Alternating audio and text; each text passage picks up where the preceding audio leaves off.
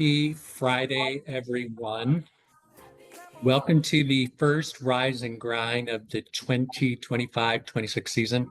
I'm Michael Tews, the NENA Education Director. I'm here with Keita Brooks, who is also... Keita, could you kill the music? Yeah, I'm sorry about that. Cool. All right, I'll start from the beginning. All righty, ladies and gents, welcome to the Treehouse. I am Michael Tews, and I'm a professor at Penn State University. I am the NENA Education Director. I'm here with Christine Cleaver. Christine, raise your hand. Heidi Ho. And Akita Brooks. These are my right-hand folks for this session today. So the topic that we're talking about today is fun and play in the classroom. While we all intuitively know that fun and play matter, I find that we don't often have substantive conversations and strong sharing sessions on how we can promote fun, how it can be strategically introduced, some of the pros and cons of it, and some of the contextual factors that contribute to its effectiveness. I personally have studied fun in the workplace and fun and learning environments for a fairly long time, and I still feel that we don't do a great job of cataloging and discussing things as a collective on how we can enhance the classroom experience. I find a lot of times we are in our own little silos, our own little tree houses per se, and I feel today is a good opportunity to share and to learn from one another. We have three stellar panelists in the, I was going to say the right hand, left hand side of the treehouse, depending on which way our orientation is. And we'll introduce them shortly. But before we do that, I just want to get some true false questions moving to get us framed around the issue. Akita, can you tell us what the first true false question is? Absolutely. Okay, our first true and false question. Fun still has its critics. Some view it as a distraction or something that doesn't belong in serious learning environments. What do you think? True or false? All right, I'm going to go to you, Maureen Gittleman. Okay, Maureen, what do you think? Fun I still has its critics. Some I people like think it, and other people still are Debbie Downers. I think it's unfortunately true. Yeah.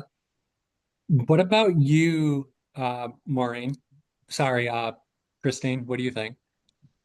So I do think it's true, but I would love if we could flip it to false, with more in-depth conversations and, Michael, more people like yourself actually studying and publishing on it because there's still individuals that have to have things based in well, it's a good thing based in fact in order to adopt it. So but I think there's really good ways for practitioners to be able to put fun in their classroom, but also still have a very productive learning environment.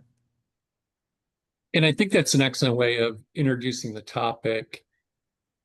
Fun has its merits, but I think there's some naysayers out there that think that fun does not necessarily lead to serious learning. And if we incorporate fun into learning environments, that it takes away from the learning experience, that some content won't be addressed.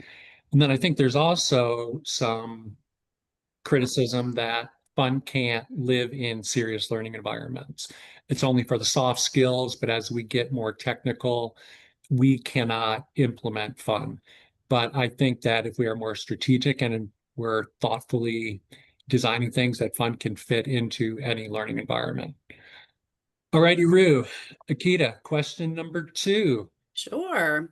We often talk about fun in education, but we rarely take the time to define it clearly or measure its impact. True or false? Christine, I'm going to bounce that one to you.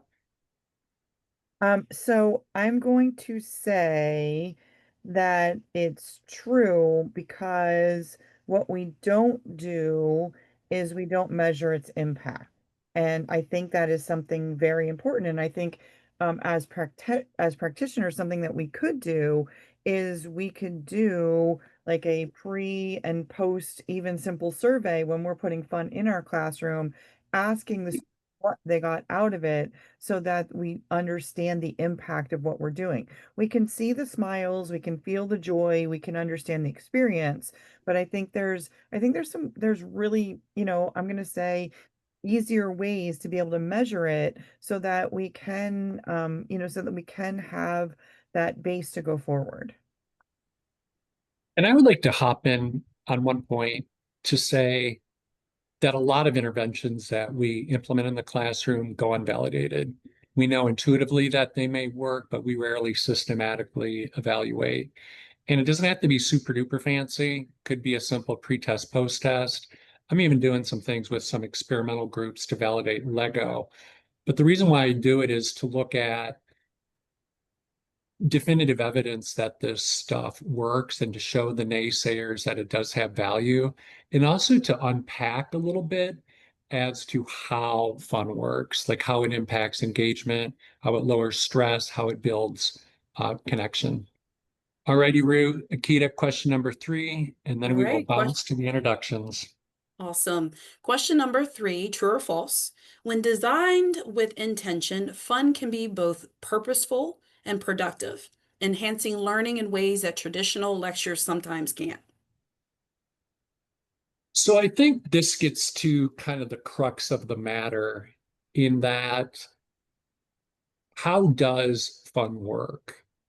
I think fun can impact learning directly, but I also think that fun primarily works by building better connections amongst peers.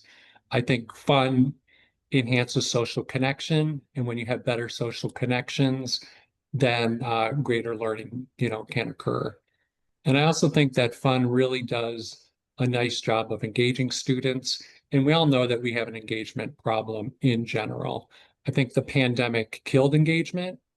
And then as we are slowly getting out of the pandemic, we have learned that we have to offer new and innovative ways to engage folks.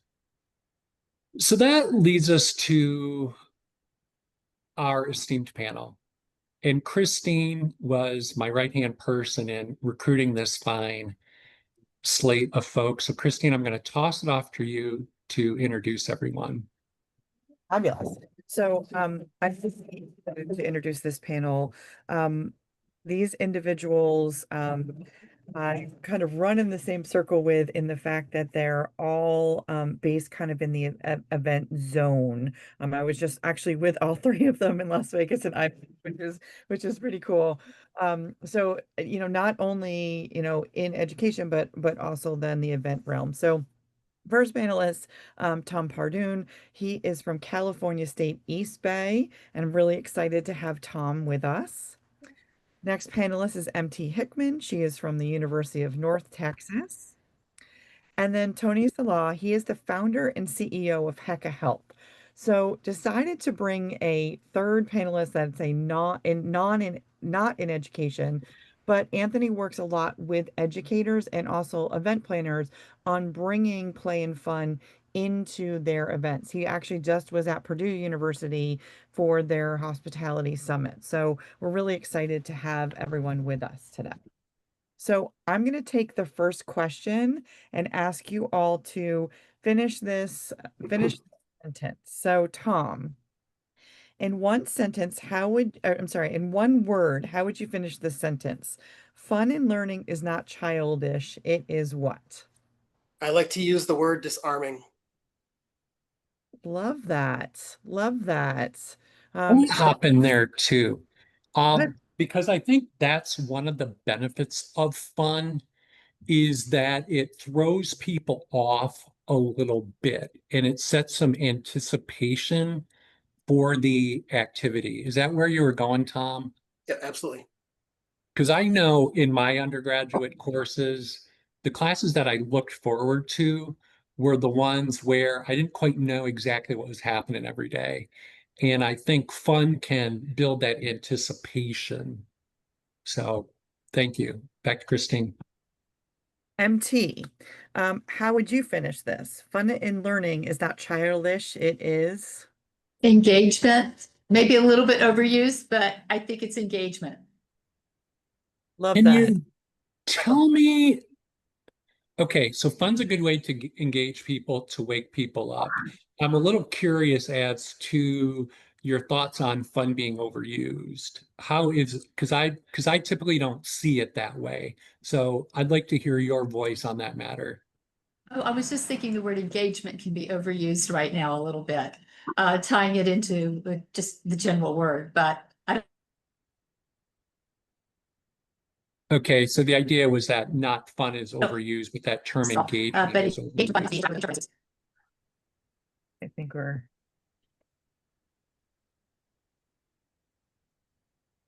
All right, should we pop to Tony? How would you finish this? Fun in learning, or I'm going to say in the meeting sector, is not childish. It is what? Oh, I'm going to put in 2 words because I didn't know there was a restriction. So I said Oh, essentially human. And I say that, and I'm not a neuroscientist, but I've seen lots of data about humans as well as other species are biologically pre-wired for fun and play. And that's how children develop, physically, cognitively, socially. And there is a lot of it's interesting. There is a lot of study about play and as part of development and early education, but not as it sort of stops, and we kind of presume it doesn't work after that. So that was my mindset on that. Tony, I was delivering a fun Lego session with a group of faculty at the beginning of the semester. And most of them were on board, but I had some crusty souls who were saying this stuff does not belong in an adult learning environment. This stuff is for kids. Yep. My take was this stuff is for adults and kids. And the more that I can make my learning environments like elementary school environments, the better. Because I think I had some really great early educational experiences where we were interacting. There is variety, there is creativity. And I think if done intentionally, we can really move the ball forward a little bit. Totally. Yes, MT. Michael, I just want to support that with, I was at an IAEE DFW chapter and they brought a logo, that was our luncheon was a logo trainer. And I had students there and they were interacting with industry professionals and they were all on the same playing field. And it was an amazing learning experience for everybody. So somebody that doesn't say it belongs with adult learners, totally disagree. I'm going to go off script a little bit. Do any of you have any experience implementing fun in non-traditional fun areas? So in full disclosure, I teach human resource management and organizational behavior. These are topic areas where I can make it very group-based, very activity-based. Any experience of making fun in those, quote, more boring classes? Like how to bring those to life, or that more, that drier content material. Let's take accounting, for instance. Yeah, thank you, We can Tom. all start rolling our eyes right now as I start speaking. So I've taught accounting at another university prior to where I am now. And if you want to talk about a subject matter that is very serious and is very content-based and content-laden and very much by the book, because, on left side, right side, all those kind of things as well too, having to take that class and take 40 students looking at you and they're totally bored, it's 2 to 4 p.m. every Tuesday, Thursday, to change the narrative. And that's one of the key words that I like to use is the narrative, is to take every single aspect of that and apply that to their personal lives. And that might not be necessarily fun, but it does turn fun because I like to use my storytelling and antics as part of it. but to be able to apply it to their life, to give them an understanding of it, that it's not just something they're learning, it's something they're applying to their own personal way. So we're talking about accounting and their own personal checkbooks, right? Them owning their own business. It's those kind of things that help them connect with it a little bit more and make it a little bit more palatable. Because as we know, accounting for hospitality people sometimes is real, math classes period are really not our strength. Okay, so there you're saying like be sure to tie it to their own personal experiences. And use storytelling, use comical, open-ended, but also self-deprecating examples of yourself, because I think that the vulnerability helps them connect with you and the subject matter and make it a little bit more palatable. I'm going to get to that in a little bit. Oh, but we have a hand raised. Elizabeth, how are you doing today? Good, thanks.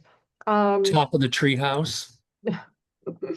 I have two examples. The first, which I'm sure a lot of others employ in our sanitation and food safety class, very, very dry material, right? The instructor will use game show, like a Jeopardy game, right? And create something like that to make the learning of that very dry material a little bit more fun. I've also seen in hospitality setting doing role plays where the role plays are extreme.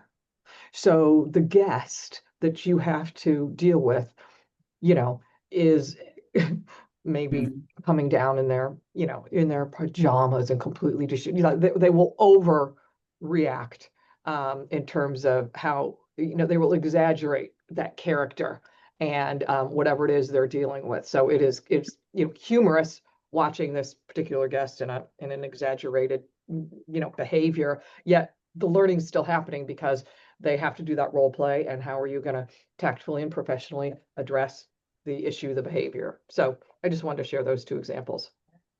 Thank you. And I like this idea of extreme role plays, which adds like an additional twist to it all. Yeah. And Elizabeth, you bring up this idea of formal activities like Jeopardy, bingo type things. And I would like to maybe pivot to my next question about big fun and small fun, because I like to think about fun as maybe being like some micro moments within a learning environment and then some large scale powerhouse interventions or activities. Like from my personal experience, I'd say my big fun endeavors are doing Lego serious play. Like that's a whole class period.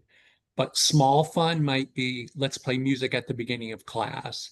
Sometimes it's let's play Uno at the beginning of class for 10 minutes just to kind of break the ice. So on this, I'd like to throw it to the panel of big fun versus small fun. Yes, I'll say that actually we just did a program at American College of Surgeons, and just like you said, their whole event planners have said it's a very serious and understandably serious lectures that go up there. But at the beginning, they wanted to just get people, and in between have little breaks, and we did stretching, sort of get people centered, and it just broke it up a little bit. And it also, there's a lot of studies about how that gets the mind ready to absorb more information from the speakers, because you kind of get in a space where you put your phone down, everybody got out of their chairs, stretched, and then sat down and the panel began. And it's a very small, simple thing, and it kind of made it a little bit more lighthearted and fun to start the conversation. Tony, I was in an educational session a couple of weeks ago. I was in the Netherlands. Fine, that's another story in and of itself. But the session started off with true false questions, and we had to stand up if we believed it was true. Sit down, it was false. And just that kinesthetic movement shifted the pace immensely. And there's times when I will say in class, I want you guys to walk outside and talk for 10 minutes about this topic, as an alternative to sitting within the classroom and doing it. Because I think there's some real value in getting movement and exploring the different senses. Tom, big fun versus little fun. Okay, so picture it. They're a class called Food and Culture. And we are on Latin America and Latin American countries, speaking countries, talking about food and culture of those different areas. So I have 108 in this class. It's an in-person course. I decided to last minute, and I had it as an idea prior to, I had it at last minute. So I had everybody stand up, and again, here's this kinesthetic aspect. And for the next half hour, I taught them how to salsa. Okay. And they all thought it was the most epic thing possible. Everything after that didn't matter. They just wanted to keep doing salsa every single classroom. That's awesome. So that sounds like fun and goofy in and of itself, but tell me like the longer range impacts of doing the salsa. Like, what do you think it did for the group? The interesting part was that it made this connection of learning at the same time, because they know the connection of salsa, where it ultimately came from, because we have our preconceived notions of where it came from and how it began and how it started. But at the same time, what it culturally means. It's kind of like the hula dance for Hawaiians, as a big Hawaiian person as well too, where the hula really started. Learning those kind of aspects teaches them a little bit about themselves, but also the world in itself, and how to connect with others when they're having these intimate conversations about certain things. And dancing at a club. They're learning salsa. They're going to go to a club. And I can tell you, out of the 108, probably 80 of them came to me afterwards saying, I went out to the club this past weekend and I taught everybody there. We did salsa. I requested it as music. And it's those kind of things, how we move the needle of students learning to turning into fun and turning education into informative and engagement. MT. So my small fun is stickers. You would not believe what students will do for a sticker. I'm terrible at remembering names, so I have tent cards at the very beginning and I move them around the classroom to interact with different people. But then you don't get stickers every day. It can be, let's say everybody is on time, or sometimes you ask a question, they flatline on you. All of a sudden, I take out my stickers and I said, it's worth a sticker. You would be amazed how it motivates them. I had a guest speaker in the other day, and he's like, I can't believe this sticker thing.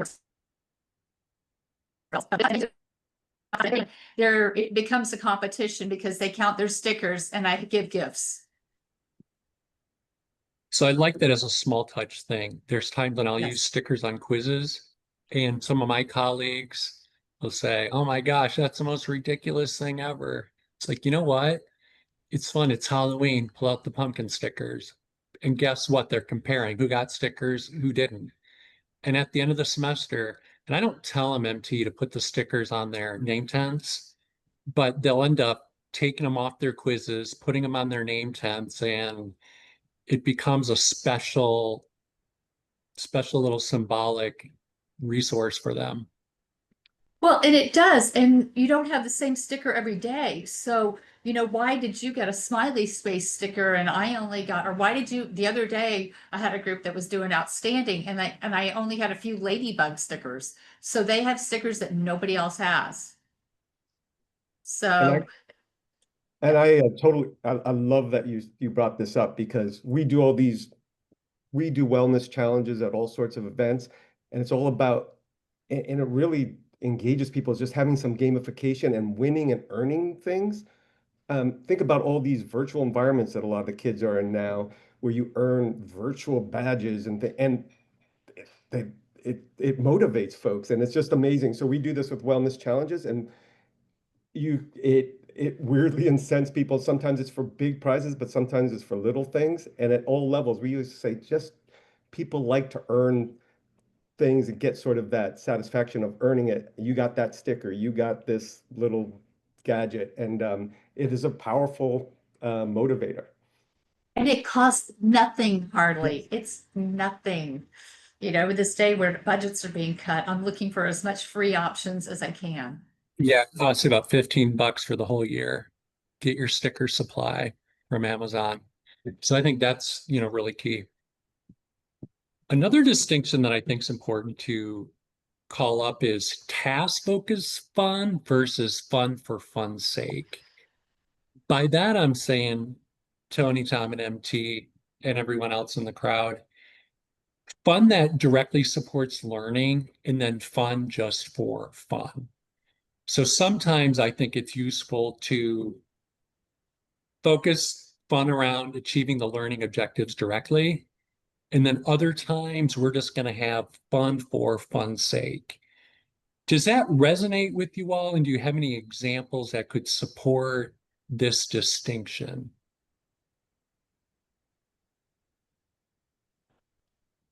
I can hop in here a little bit on this one while everybody's Sure. thinking a little bit.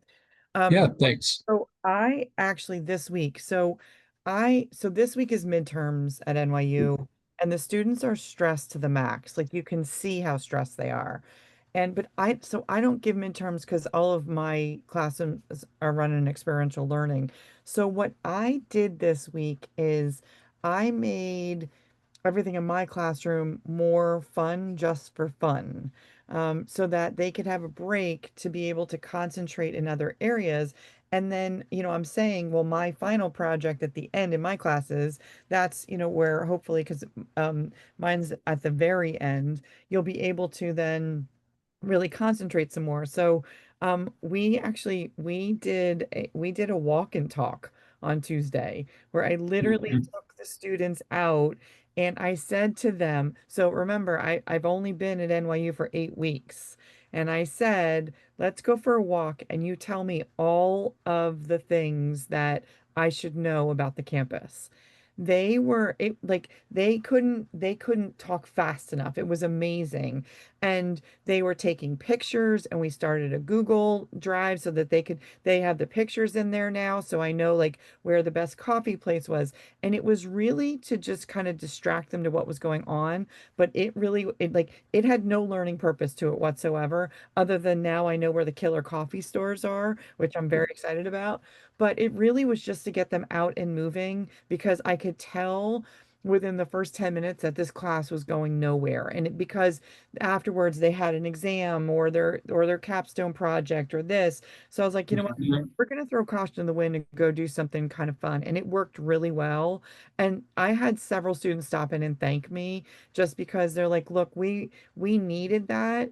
And just so you know, we got an A on our capstone project. So it just, and sometimes I think this comes from the fact that, prior to this, I was a planner reading the room and understanding Mhm. what you needed to do. So it was a really fun time. And now I have to figure out how to build that in apparently every semester. So I think that's really important of reading the room. So there's times when I will have personally like things planned out, like I know I'm going to do X, Y, and Z. And then there's the other aspect of observing the class, thinking what will meet their emotional needs at this specific time. So that's why I think like jumping in and saying, oh, we're going to do a walk and talk, for example. Have any of you, so there's a lot of success stories out there. From each of our panelists, I'd like to hear, like, are there any stinkers? Things that you tried that did not necessarily work out the first time? And maybe how did you pivot next time to make it work? Well, I'll just say that, part of it, we do a lot of gamification and we said like give prizes away so you can earn it. But as in anything you do, if you set incentives, people actually will follow that very clearly. So for example, when we early on, and we still have people do this, they do these challenge programs, but they only do it for like the top achievers. And you get this, it instead of becoming fun, becomes so competitive. And for example, in this case, the winner who won this, it was at an event, skipped all because they wanted to make sure they got all their points in, walked a lot. They skipped most of the meeting, right? Which is obviously was not the objective of it. Had blisters all over their feet, didn't sleep at much. Now they won the prize, but it wasn't wellness, it wasn't fun. And other people kind of that there was a couple people who just went crazy, and other people are kind of like, well, I'm never going to win. So it kind of ruined it and devolved the fun and sort of engagement part of it for everyone, really. And so really about how you sentence your incentives or how you do this thing to make sure the core objectives are in line, are very important. We learned that, and it is funny how much people will follow those incentives which you set up. So what did you do after that to make it better in future iterations? Yeah, we really do try to make it more inclusive. So, and not everybody listens to us, but we usually say, don't make it about the top stepper. There's a leaderboard to make people, people love leaderboards, right? Climbing up to be at the top. But for, we're going to have set goals like, hey, can you get to this level? And if you get that, you're in for a drawing for a prize, for example, and just make it so it's not so competitive. There's also a cap, like once you get over 50,000 points or something, you can do it for yourself and you want to go up the leaderboard and people will do that, but kind of lower the sort of overall like competitive, you have to be at the top, and so otherwise, and it starts making it a little less fun. So it's just adjusting the incentive structure of it makes a huge difference. Okay, so that maybe multiple people can win and not just one person winning. We make it so a lot of people can qualify. We usually try to make it so like 60 or 70%, or sometimes everybody who at least does some basic involvement wins the sticker. Something really easy so that everyone wins. Yes, you can have people kind of go overboard and do it, and it's for their own sort of self-esteem to do it, but we try to make it so that as much of inclusiveness as possible. All right, thank you. MT, something that was a little bit of a stinker in the beginning that you modified and tweaked. Oh, I'm sure a lot of us use Cahoots or things like that, and I am not as up to speed on technology when I first tried it. And just really understanding how the technology works. So it was more of a learning curve for me. That's just one of the times that the students knew the technology better than I did. And just double checking accuracy of everything. And I think it becomes even more challenging in an online environment, trying to make things fun. Because online, there's just the technical aspects which slow down the process. If I said, hey, Akita, throw up the slide really quickly, it's like, hey, wait, that takes 30 seconds. If it's let's throw on music, that takes time. Let's move to a different platform, that takes time. So I think it really Well, one requires. thing I did was and then looked at the now as soon as the question, we see the answers and we can see who selected the right answer and who selected the wrong answer, and then we have some discussion as to why that was the wrong answer. I let the students answer that. So, learning the technology a little bit better and giving, them the opportunity to discover the correct answer or justify the correct answer. Are you still using Kahoot? Not really. I've really kind of gone more to Google right now, but I do, yes. I probably will again. Is there something better I should be using? I was using Kahoot at one point, and then I found that students were losing interest in it. And that's where I think it goes maybe to Tom's point earlier about there has to be like a little bit of a novelty aspect of it. Once we've done it a few times, maybe it loses its spark. So that's why I think variety is key. Tom, oh, go ahead, Christine. I agree. I feel like the students are Kahooted out. So like it just is it's no longer fun to do those games. I'll use poll everywhere sometimes with like word clouds if I'm trying to prove a point, but yeah, it's kind of they're about the next best thing. So that's can always be a little challenging with things. All right, Tom, something that stunk in the beginning, but you tweaked and it worked in the future.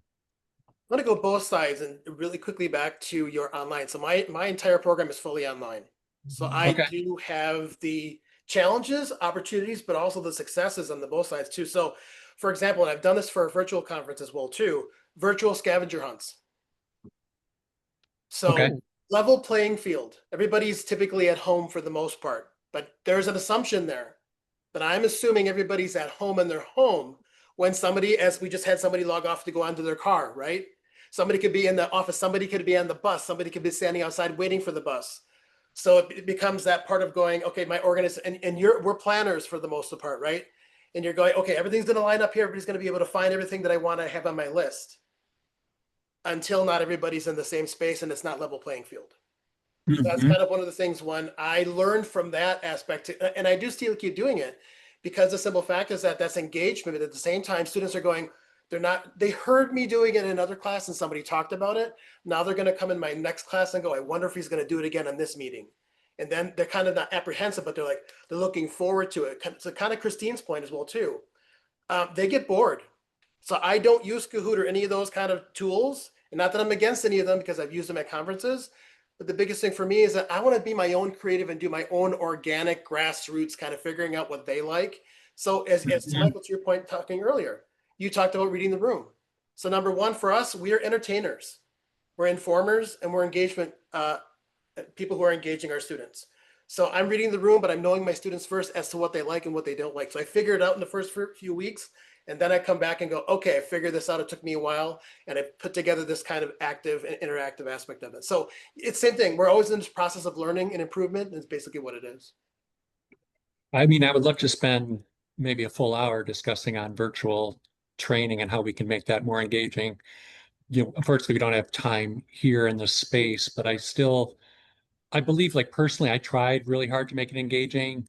But then once we moved back into the real world, I was like, okay, check, done innovating there. Let's move back into the classroom because that's where I feel most at home. But we still do have these online environments, and they're not going away due to the cost effectiveness of them and due to the geographic, dispersity of a lot of participants. So I think we can continue to make this online thing a little more fun, completely uh, a noble goal.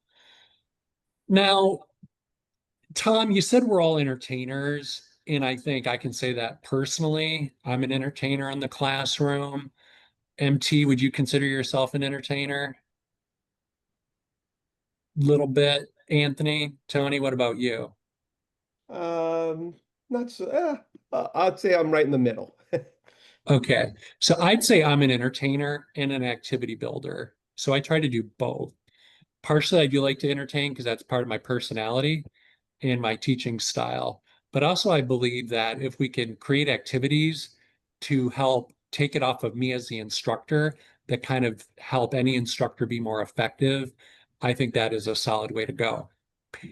Now, there's been some research done, and it's only one study, which demonstrated that student engagement was more strongly predicted by the instructor personality versus the activities that they used.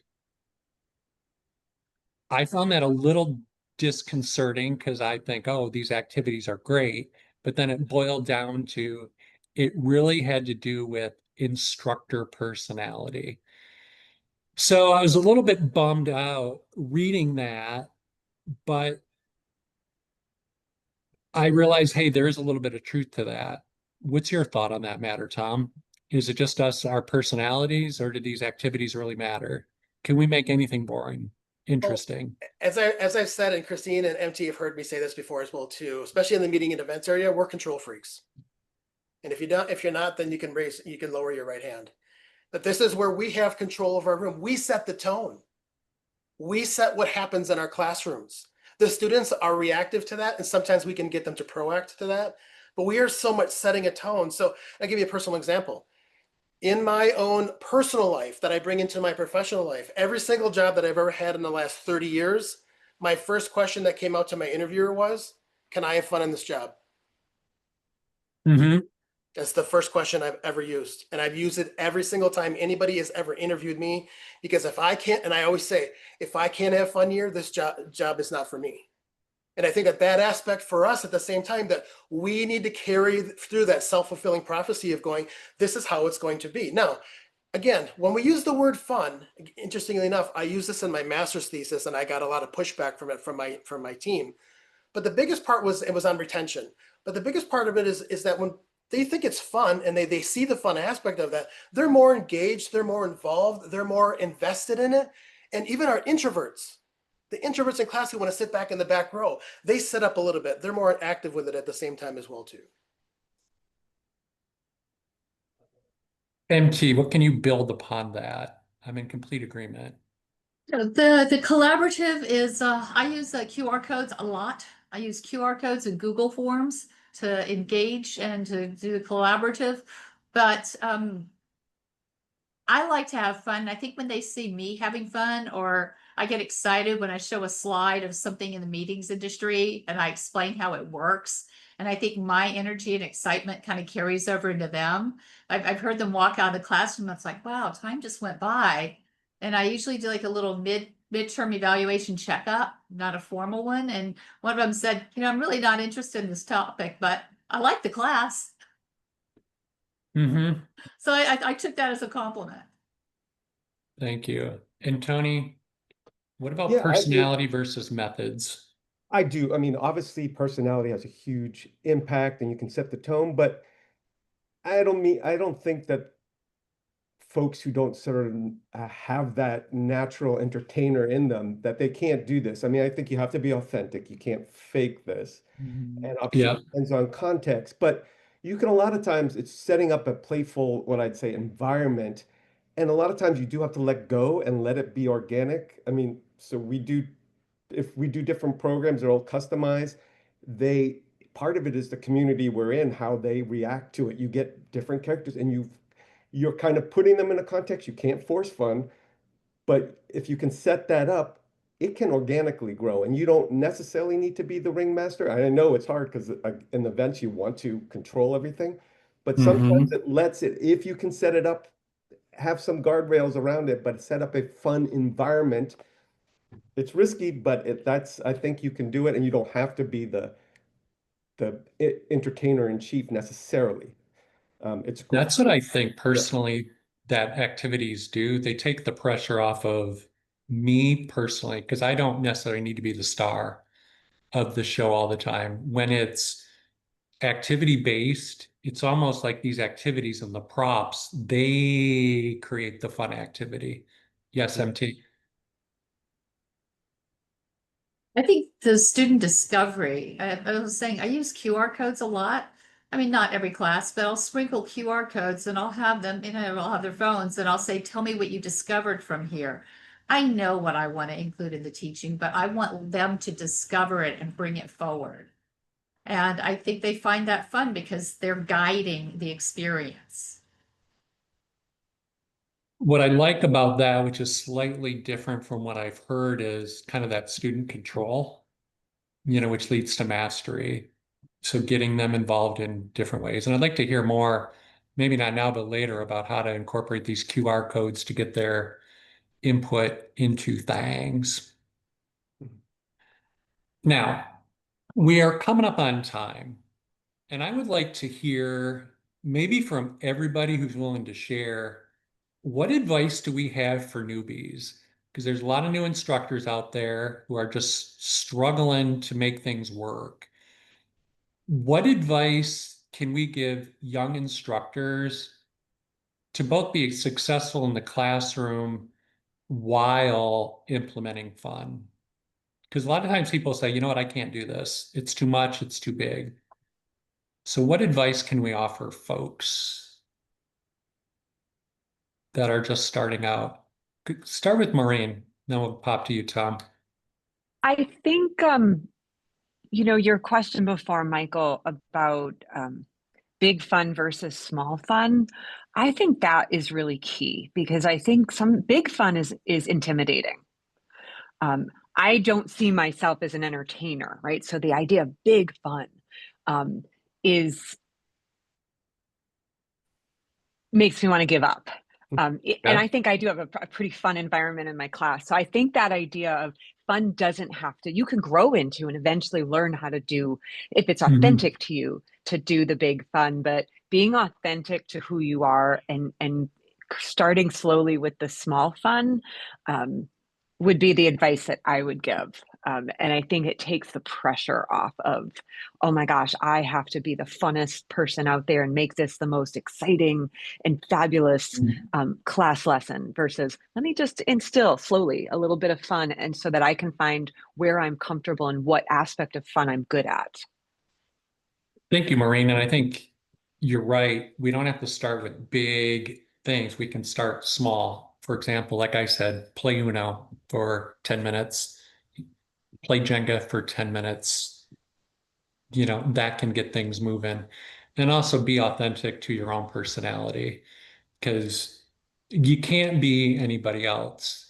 And I personally, about 10 years ago, I thought, quit trying to be somebody else, just be me, be quirky. That's my personality. And I found that once I let my personality free, a lot of other pieces came into place. Yeah, I agree. Tom, any advice for newbies? I would echo those sentiments from Maureen. Authenticity is you as well too. I also say don't try too hard because the students will see right through it. They know if it's you or not. And I think one of the key things for me is that, and yes, I am an entertainer. For those of you who aren't, I am an entertainer. Just singer, dancer, actor, performer, performed around the world. So it's part of my shtick and it's part of who I am. But I say, find your favorite comedians. We all have one. What do they do? What do they say? How are they? Pick a few things out. You're grabbing things because remember, they're themselves. Kind of to your point, Michael, being authentic. I don't want to be somebody else, but you can pick certain things that you like about someone. You can pick different things that they say or different things that they do and implement that and being part of your new self because you have to bring your own brand. Excellent. MT. Yeah, I think back, what would I have told my younger self? And share your journey, why you are teaching this particular class, because you have, even if you don't have experience, what type of research did you do to bring you to this class? Just so they builds credibility with you early on, not just because you're the instructor, but because you have a passion or love of the topic. And it falls in, it supports the being authentic, being human. It's just be willing to share part of yourself, which can be hard sometimes. It's the instructor and the student, but I think when we give the students at Richland, at UNT, one of their very favorite professors storytells almost all of his lectures. And I listen. It's like, why do you guys love him so much? And it's like, well, he just sits there and tells a story. And honestly, like lean on your strengths, like storytelling, not something that I do well. Don't do it. It's not my thing. I like to talk for a little bit, but then it's like shut up and let other people take the stage. So I think definitely lean into your strengths, and storytelling can be a very rich narrative way to communicate with folks because it fills in the blanks. And Tony, last but not least. No, I reiterate everything everyone says. Being authentic is absolutely key. I think you have to go into it a little experimental. Like sometimes things don't work and you adjust, but starting small and trying out little things and also keeping an objective in mind. Like Christine had said, sometimes it's not about, learning, let's just get out of the classroom. People are stressed, so they put have the context in mind. But, what is the goal here? Is it just to get people connected more, take a break in the class, or are you really trying to get a specific learning objective done through this? Last improv point for the day, panelists. What's one thing you think we need more of in the classroom experience today to enhance it for our learners? Start with you, Tony. Oh, that's a hard one. um, you know, Well, I'm going to just say this goes back to one of the earlier pieces that you were talking about, because I was an electrical engineer and I was thinking back before this session, it's like, I don't remember anything fun, but I did take a class from, actually, you might appreciate it, Seymour Papert, who built this Logos for Legos, teaching kids how to build up Legos, but then program it. And I took a class wow. from this guy. It was amazing. But what I loved is that we went through several days of classes just talking about one problem and how there were complicated problems, puzzles. How did each person because everybody, the whole point was everybody learns differently. How did we had to bring in how we kind of came to grips on understanding, for example, the phases of the moon. How does that work? So people built models, other people did mathematical diagrams, but then we shared it, and it was kind of a different, everybody kind of learned in a different way. And it was really fun. So, pulling in the different perspectives from the individual um, class participants and having them help teach that it's actually, I found it to be a most amazing educational experience for myself. MT, what do we need more of in the world in education? Shorter lectures. Yeah, We know period. their attention span has changed so much. I've been doing this for 25 years. Yeah. And then how do we still get the content in shorter periods? How do we synthesize it just to what they need? And I envision classroom as a clock. First 10 minutes, I do review and discussion, something fun. Then maybe a little lecture and then a little activity. If you break it into segments, I think that goes a long way, as opposed to just perceiving the learning experience as a continuum, like just start and stop with lecture. And I don't like to have one-way communication more than 10 minutes personally. Yeah. And Tom, what was your favorite show to be in?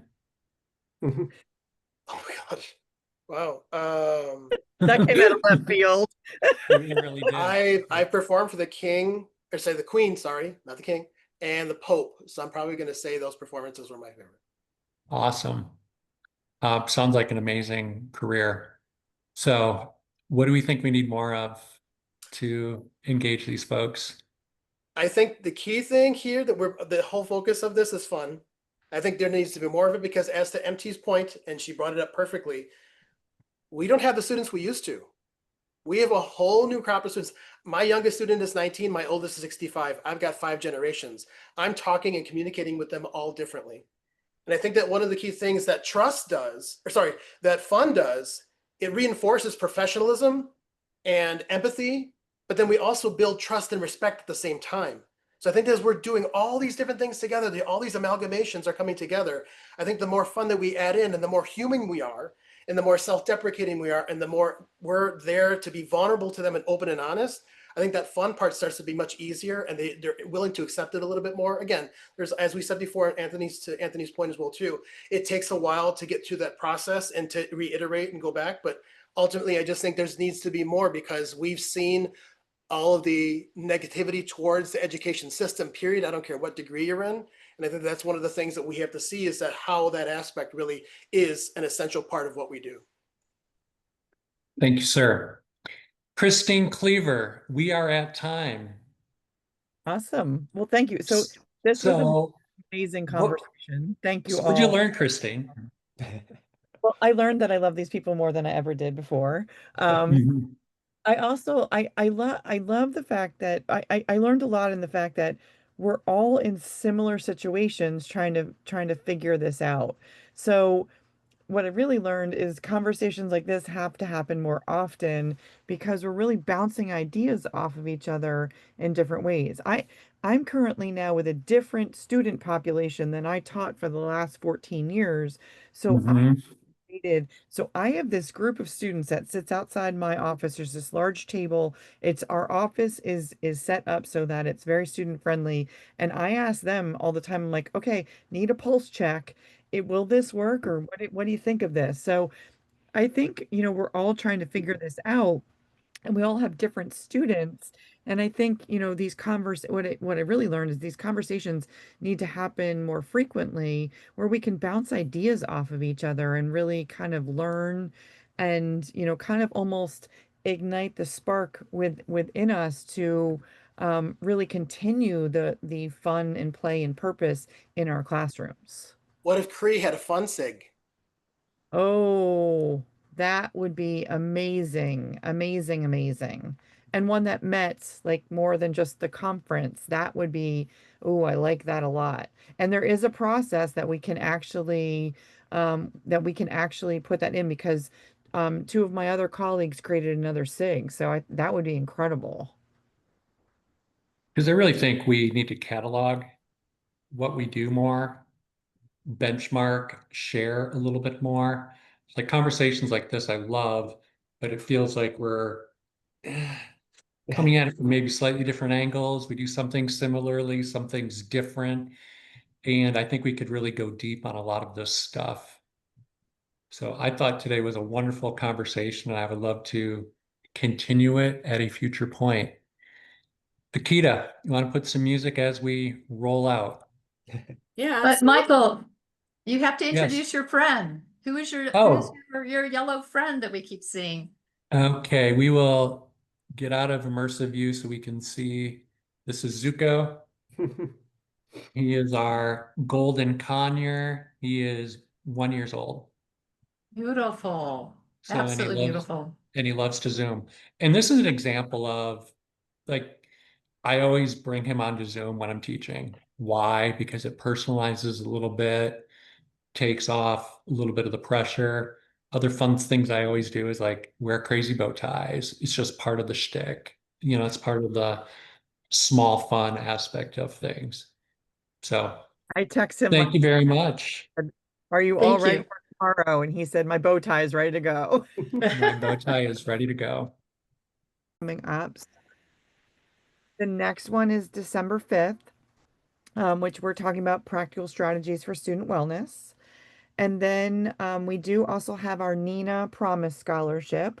That is in the works right now. So if you have students, that's something that the students can apply for.